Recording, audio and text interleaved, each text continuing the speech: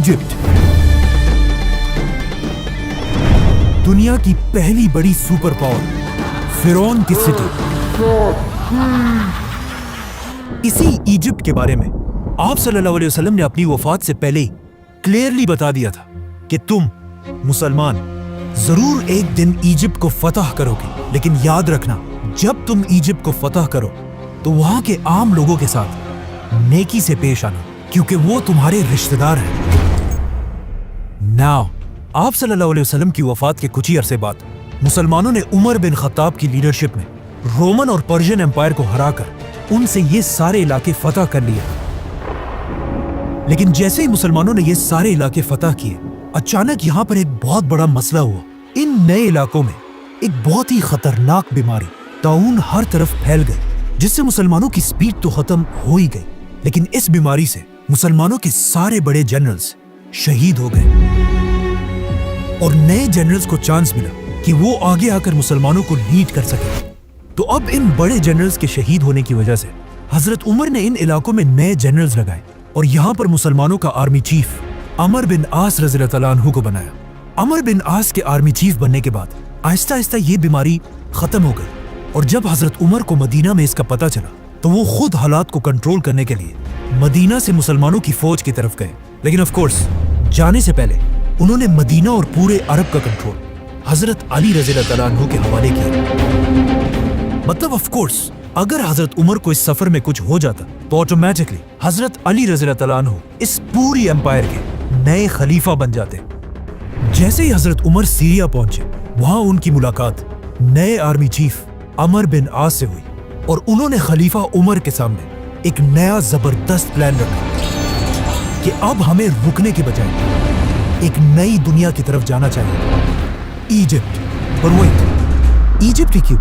مسلمان تو Roman umpire کے کیپٹل کی طرف بھی جا سکتے تھے، کیونکہ ایجپٹ کوئی عام علاقہ نہیں تھا، اور پچھلے ہزاروں سال سے ایجپٹ دنیا کے سب سے رچ علاقوں میں سے ایک تھا، جس کی طاقت کو قرآن میں بھی بار بار ایکسپلین کیا گیا ہے. لیکن آخر ایجپٹ اتنا پاورفل بنا کیسے؟ آج سے 5000 سال پہلے دنیا کے حالات کچھ ایسے تھے کہ دنیا کی سب سے امپورٹنٹ چیز صرف ایک ہی تھی، پانی.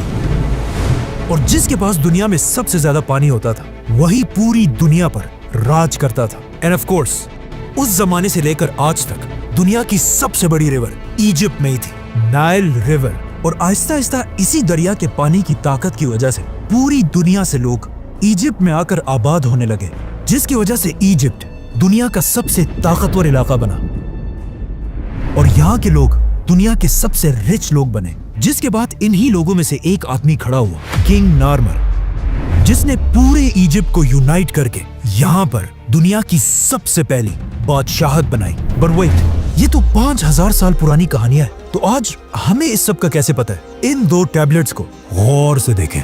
آج تک آپ نے زندگی میں جتنی بھی ایجپشن رائٹنگز دیکھی ہیں، ان سب میں دنیا کی سب سے پرانی ایجپشن رائٹنگز یہی 2 ٹیبلٹس ہیں، جس میں کنگ نارمر کو کلیئرلی دیکھا جا سکتا ہے.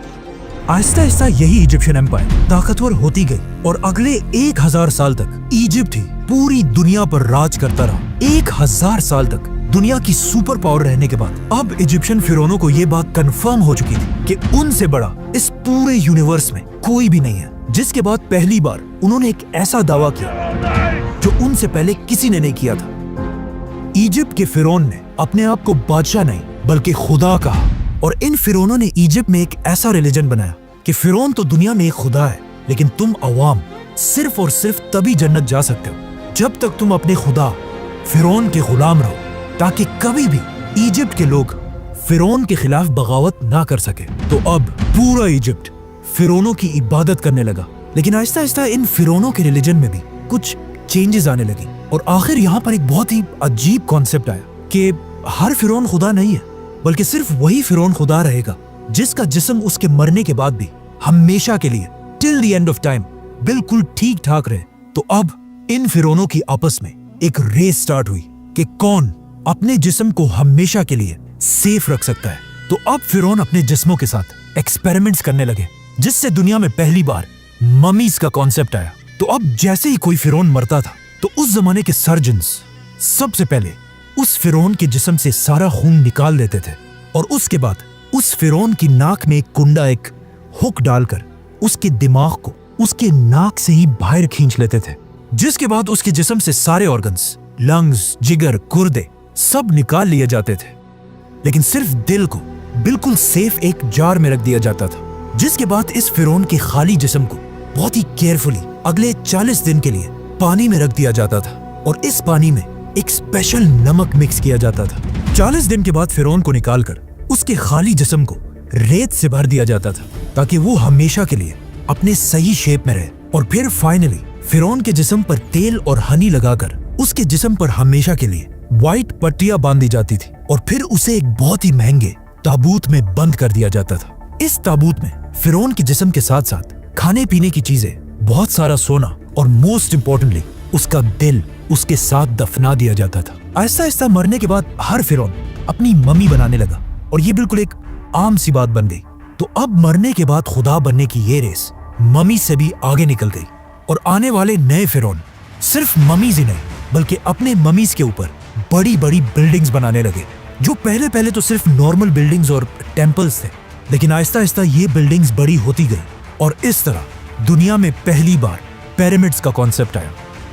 तो अब जो भी फिरौन मरता था वो अपनी ममीज पर एक से बढ़कर एक बड़े बड़े पिरामिड्स बनाने लगे और हर फिरौन ये चाहता था कि उसका पिरामिड पिछले फिरौन से भी बड़ा पिरामिड हो। और आहिस्ता आहिस्ता ये पिरामिड्स इतने बड़े हो गए कि आखिर एक फिरौन खुफू ने आज से 4,500 साल पहले दुनिया का सबसे बड़ा पिरामिड बनाया, the great pyramid of Giza. जब ये पिरामिड बनाया गया, ये उस जमाने में दुनिया की सबसे बड़ी बिल्डिंग थी और अगले 3,500 साल तक दुनिया की सबसे बड़ी बिल्डिंग का टाइटल इसी पिरामिड के पास था। लेकिन 3,500 साल बाद आखिर इस पिरामिड का रिकॉर्ड लंदन के इस चर्च ने तोड़ दिया। लेकिन ये चर्च भी ज्यादा अरसा अपनी जगह पर खड़ा नहीं रह सका और इसके गिरते ही पिरामिड दोबारा दुनिया की सबसे बड़ी बिल्डिंग बनी। लेकिन आने वाले वक्तों में आईफल टावर और बाकी बिल्डिंग्स ने पिरामिड्स का ये रिकॉर्ड तोड़ दिया। आज दुनिया की सबसे बड़ी बिल्डिंग बुर्जुल खलीफा है, we all know that, जिसकी हाइट तो सबसे ज्यादा है, लेकिन वजन के हिसाब से अगर 12 बुर्ज खलीफा को मिला लिया जाए तब भी ये एक पिरामिड ज्यादा भारी है। मतलब ये पिरामिड इतना बड़ा है कि इस पिरामिड के अंदर 2000 बड़ी बड़ी ट्रक्स आसानी से पार की जा सकती है। नाउ सारे फिरौन ये पिरामिड्स तो बना ही रहे थे, लेकिन इन पिरामिड्स को बनाते हुए उन्हें इस बात का पता नहीं चला कि इनको बनाने के लिए बहुत ज्यादा पैसा खर्च होता था। इसीलिए ये पिरामिड आज दुनिया का सबसे बड़ा पिरामिड है और इस पिरामिड के बाद आने वाले पिरामिड्स का साइज आहिस्ता आहिस्ता छोटा होने लगा। और सिर्फ पिरामिड्स ही नहीं बल्कि इन पिरामिड्स की वजह से पूरी इजिप्ट की इकोनॉमी भी कमजोर होने लगी और हजारों साल में पहली दफा ऐसा लग रहा था कि फाइनली इजिप्ट अपने सुपर पावर होने का टाइटल खो देगा। जैसे इजिप्ट की इकोनॉमी बहुत ही कमजोर हुई, ये एग्जैक्टली वही टाइम था जब मिस्र के बाजार में एक छोटा सा बच्चा गुलाम बनाकर बेचा जा रहा था। लेकिन ये बच्चा बाकी सारे बच्चों से बिल्कुल डिफरेंट था। मतलब उस जैसा खूबसूरत वहाँ कोई भी नहीं था, जिसकी वजह से इस बच्चे को मिस्र के एक बहुत ही पावरफुल मिनिस्टर ने अडॉप्ट कर लिया और फिर आगे जाकर यही गुलाम बच्चा यूसुफ अलैहिस्सलाम पूरे इजिप्ट का प्राइम मिनिस्टर बना।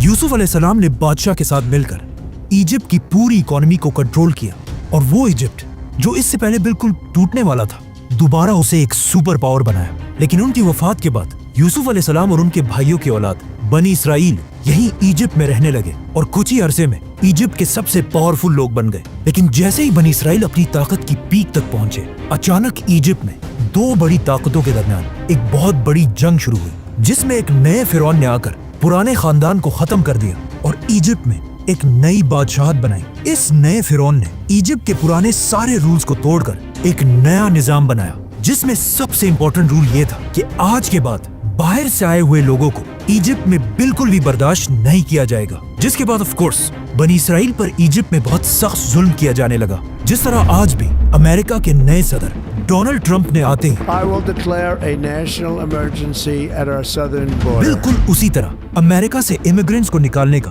प्लान बनाया है। अब इजिप्ट के सारे बनी इसराइल को नए फिरौन ने आते ही बनी इसराइल के सारे कारोबार बंद कर दिए और उन्हें अपना गुलाम बना दिया। और इसी तरह अगले 400 साल तक बनी इसराइल इजिप्ट के लोगों के गुलाम रहे।